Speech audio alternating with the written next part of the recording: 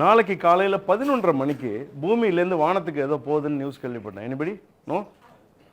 என்ன கேட்கல? ஆதித்யா L1. அது என்னது L1? பூமியினுடைய புவியீர்ப்பு விசைன்னு ஒன்று இருக்கு. சூரியனோட புவியீர்ப்பு விசை அதை விட அதிகம். அதாவது சூரியன் ஈர்ப்பு விசைங்கிறது அதோட அதிகம். இந்த புவியீர்ப்பு விசை பாயிண்ட்டுக்குள்ள ஏதாவது ஒரு பொருள் வந்தால் சூரியன் பூமி இழுத்துக்கும். இந்த பாயிண்ட்டுக்குள்ள எது போனாலும் இது இழுத்துக்கும். இது இழுத்துச்சுன்னா மௌன நீ செத்த.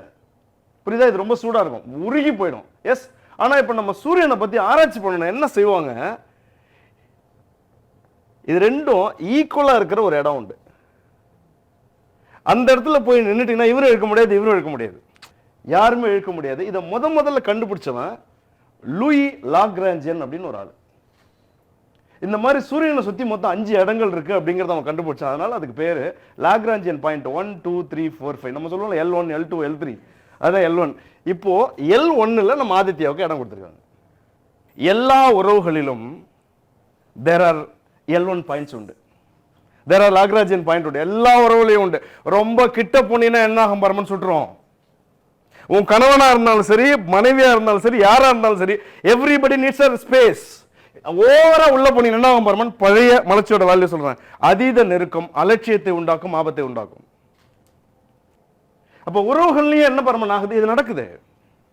என் கணவனாக இருந்தாலும், என் மனைவியாக இருந்தாலும், என் மகளாக இருந்தாலும் அவளுக்குன்னு ஒரு ஸ்பேஸ் கொடுத்துதான் ஆகணும்.